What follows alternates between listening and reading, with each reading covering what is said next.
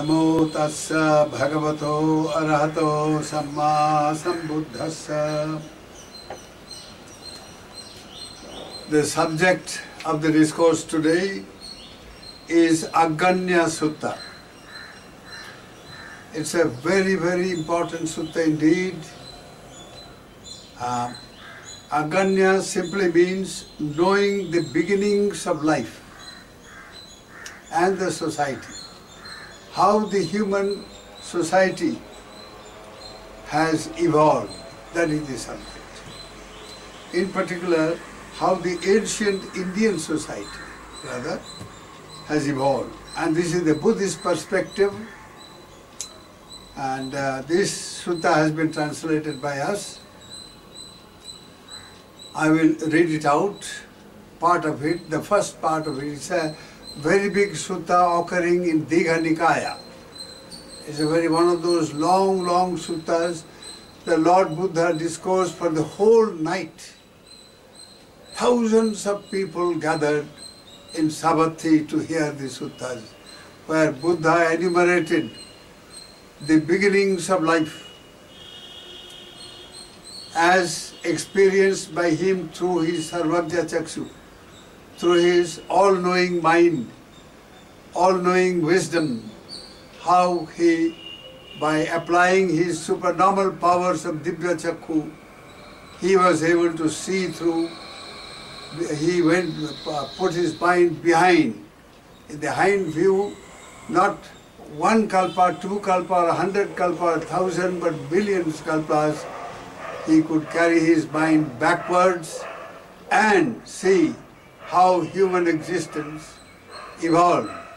In particular, this part of the world, that is the ancient Indian society, how it evolved as distinct from the various theories. A theory is created by mind. It's an intellectual process. You construct a certain, conceptual image. You create concepts of things, and then with the help of the very many concepts, you create a theory. And then that theory becomes a belief system, and a religious belief system at that, and then it acquires some measure of respectability because it is associated with religion, and then it becomes a baddha, absolutely rigid dogma, and it engulfs the mind. It becomes a kind of mental flood that engulfs the mind entirely, and one becomes totally a victim of one's doctrinaire theories. Now the Buddha, as distinct from this kind of theory making, he actually experienced with his supernormal, transcendental wisdom knowledge, he grasped the real truth behind, and then he told the truth. And truth alone ultimately triumphs in life, and he proved it in his day-to-day life. So in this sutta, it's a very, very interesting historical background that we are going to recount to you now. But before I do that, we will go through the sutta. We have translated it into very simple but absolutely precise and clear, very authentic translation, rendering of the Pali, original Pali text, the words of Bhagavan Buddha. Now the background story. Namo tassa bhagavato arahato samma sambuddhassa. Now the Venerable Ananda recited this. He was his constant attendant and a brother, a cousin brother, who looked after him for 25 years of his 45 years of mission of compassion. And he had the mind of a computer or other, let's say, tape recorder like mine, which recorded verbatim every word of the Buddha and very, faithfully rendered them to benefit mankind, benefit all beings, the world of the human beings and the devas and the brahmas. All the three worlds of human beings and devas and brahmas. You see, he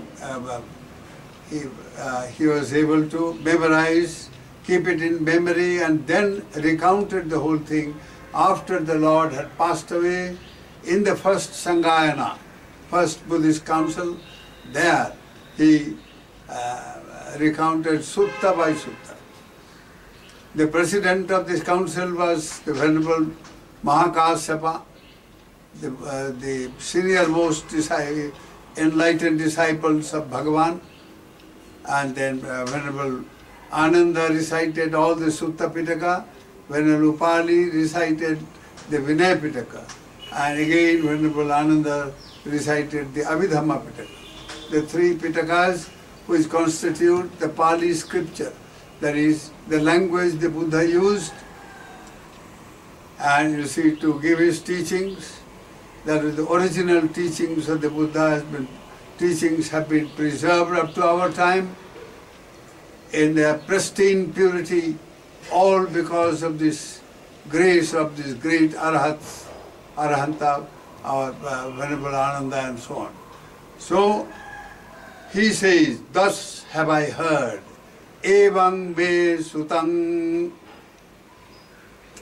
thus have I heard. Once the Blessed Lord was staying at the Pubba Rama monastery in Migara Mother's mansion at Savatthi. At that time, Vasettha and Bharadwaja were living with the monks as novices, seeking higher ordination of a bhikkhu. Then the Lord, emerging in the evening from his meditative seclusion, came out from the mansion and started walking up and down in the shade of the monastery. Now, Vasettha, having seen the Blessed Lord emerging from his meditative seclusion, and after coming down from the mansion, is walking up and down in the shade of the monastery, said to Bharadwaja, his friend and brother. He said, Brother Bharadwaja, the Lord, having emerged from the seclusion and coming down from the mansion, is now walking up and down in the shade of the monastery. Come, brother Bharadwaja, let us approach the Lord. Maybe we will be lucky enough to hear a Dhamma talk from the Lord. Very good, brother, replied Bharadwaja to Vasettha. Pali Vasettha means Sanskrit Vaishishta. And now, then both Vasettha and Bharadwaja went to the Lord, and having worshipped him, started walking up and down following the steps of the Lord. Now, the Lord said to Vasettha, Vasettha, you two Brahmins, born and brought up in well-known Brahmin families, have now renounced the Brahmin household life. Well, don't the Brahmins abuse and insult you? Lord, indeed, the Brahmins do abuse and insult us to their heart's content, and that too without holding back the worst of filthy words. Well, Vasettha, what kind of abuse and insult is it that they hurl at you to their heart's content?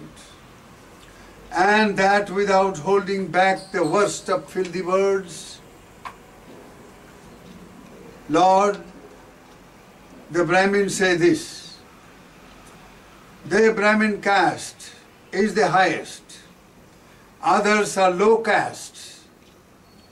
The Brahmin caste is fair, other castes are dark. Only Brahmins are purified, not the non-Brahmins. Only Brahmins are the true children of Brahma. Being born from his mouth, they are born of Brahma, created by Brahma, and heirs of Brahma. Now, having deserted your highest caste, you have gone over to the low castes of the petty, shoveling recluses of Gautama, who hail from the servants, who are the dark companions of the evil Mara, the evil one, and who are born of Brahma's foot. It is certainly not right. It is completely wrong that you, hailing from the highest caste, deserted your caste, and now you have joined with those of the low caste of the petty, shoveling Gautama recluses, who hail from servants, who are the dark companions of the evil one Mara, and who are born of the Brahma's foot.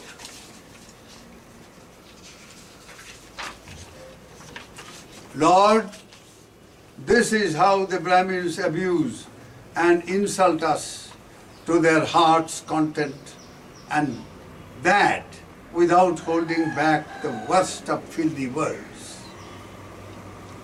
Indeed, said the Buddha, indeed, Vasattha, because the Brahmins do not remember their ancient origin, they say thus, that the Brahmin caste is the highest, others are low castes. The Brahmin caste is fair, other castes are dark. Only Brahmins are purified, not the normal, etc., etc. Vasattha, it is quite evident that, what is the truth about it anyway? Now, you all are educated people, you know what it is.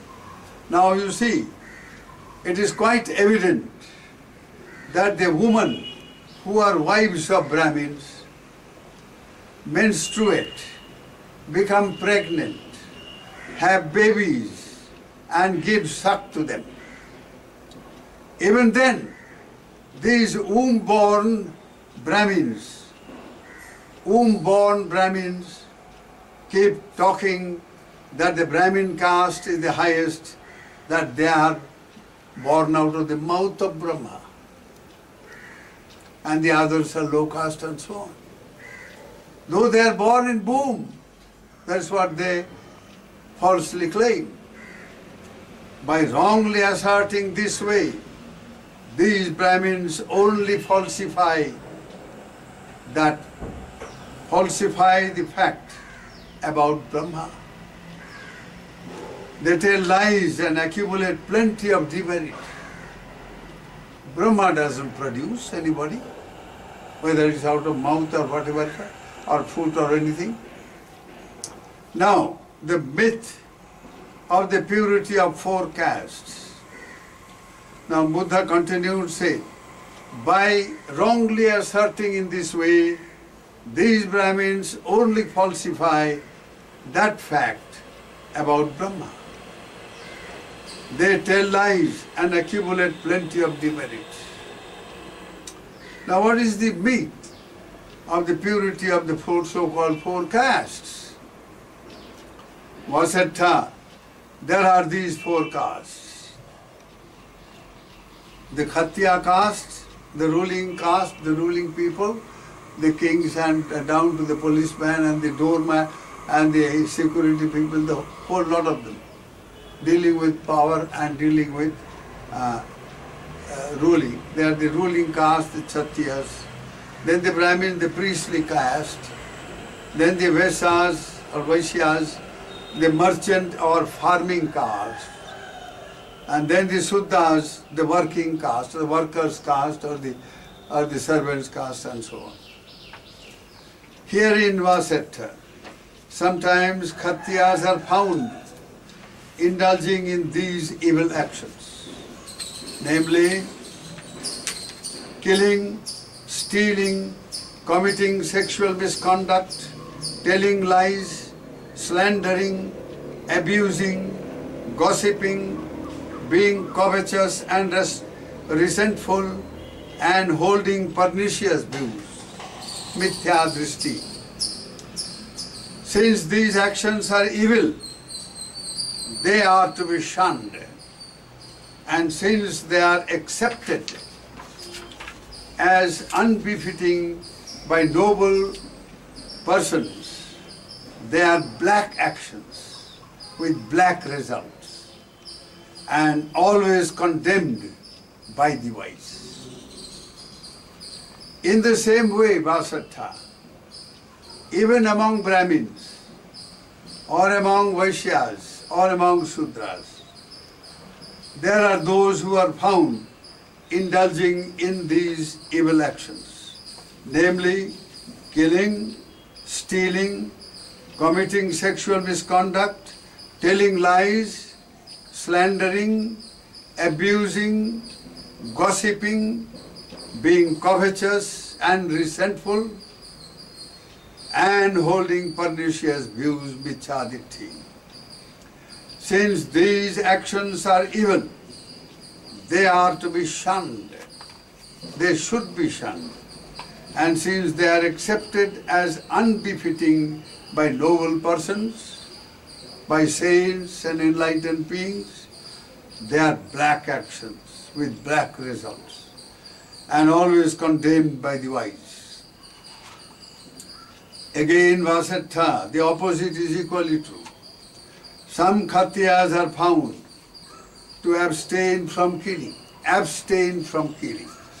from stealing, abstain from committing sexual misconduct, abstain from telling lies, abstain from slandering, abstain from abusing, abstain from gossiping, and who are non-covetous, without ill will, harboring no ill will, and who do not hold pernicious views.